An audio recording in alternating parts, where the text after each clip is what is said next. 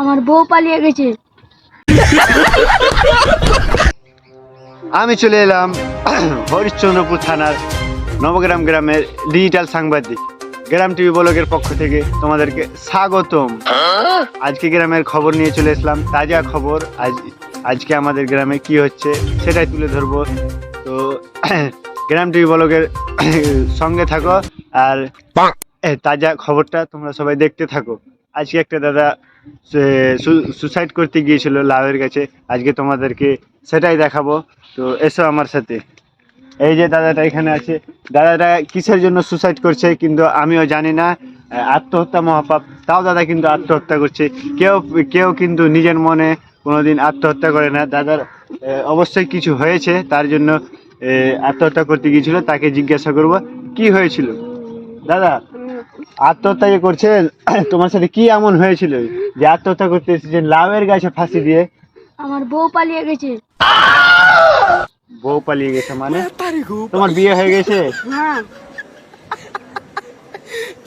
দর্শক, তোমরা দেখতেই পাচ্ছ দাদাটা বউ পালিয়ে গেছে, তাই জন্য আত্মহত্যা করছে লাউয়ের গাছে ফাঁসি দিয়ে।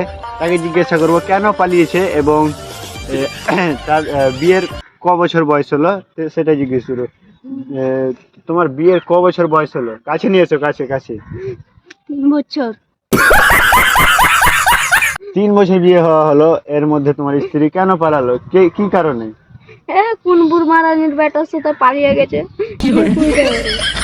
দর্শক, এখন কিন্তু এই অবস্থা গ্রামের যে খবর দেখতে পাচ্ছ, এখন এই অবস্থা।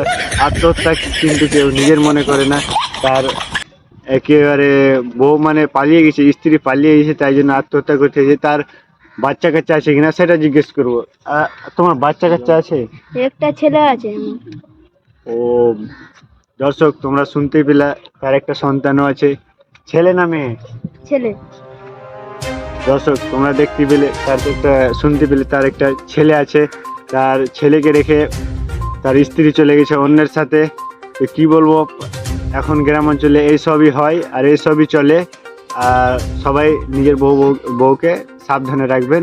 Thank you, all the best.